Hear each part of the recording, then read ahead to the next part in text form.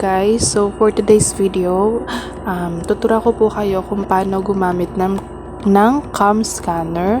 Ito po ay ginagamit para makapag-scan po kayo ng document at ma-save nyo po siya as JPEG or as PDF.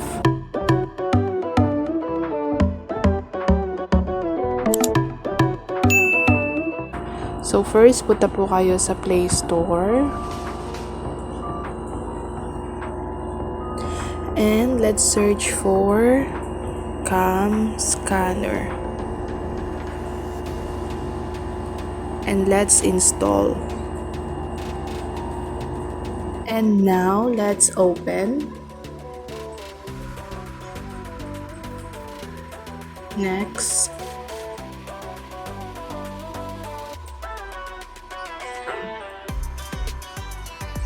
Allow scanner to access photos, media, and files on your device. Allow scan. So, allow lang po natin. Okay. So, skip na po natin kasi ituturo ko po sa inyo. So, ipapakita ko na lang po sa inyo kung paano po mag-scan ng document at paano po ito may save as PDF. So, for example, dito po sa libro. Okay. Ayan. So, ito po, halimbawa, ito po, picturean nyo lang po siya, yan, single, okay, and i-focus po natin, and click. Okay lang po kung meron siyang shadow, or din nyo siyang i-move, okay, kung ano yung gusto nyong ipakita, and then next. Yan. And then, check. Okay. At kapag mag-a-add pa po kayo ng ibang picture, tap to add more. Okay. So, ito halimbawa, ito namang next page. Focus nyo po yung camera para malinaw and then click again the single. Ayan. Then, click next kung okay na po sa inyo. Yan. So, dito, meron siyang pwedeng lighten, magic color, may mga effect po dyan na pwede nyong gamitin. Pwede naman pong original kung gusto nyo. Sa akin po, I know shadow. And then, click OK. Okay, so, hanggang sa kung ilan po yung gusto nyo, pwede naman po. So, example lang po natin ay 2. And then, dito po sa taas, dun po sa may cam scanner, edit po natin yung pangalan. So, for example, book. And okay. And then, click share. And share PDF. Save to local. So, file has been saved at download cam scanner. And then, mag-back po kayo. Punta po kayo sa files.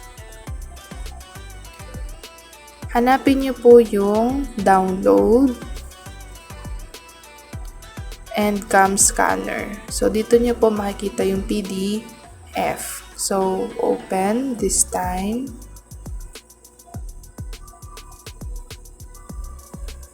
Okay. So, ayan na po yung nakascan na document.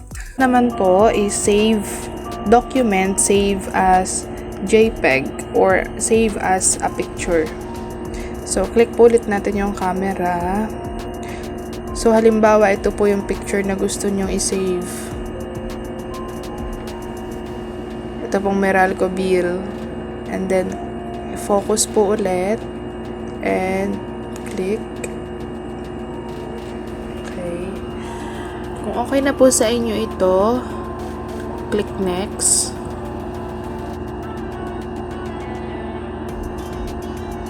Yan. No shadow. And then, dito po sa taas, i-rename natin like Meralco Bill. Okay. Okay na po sa inyo itong effect na to. Click check. Ayan. So, kung gusto niya po pong dagdagan, pwede naman po, add lang po kayo.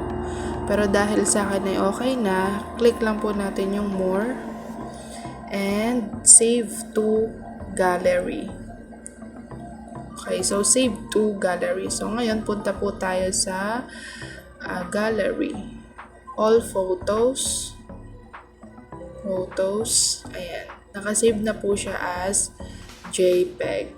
Tingnan po natin yung details. Ayan po.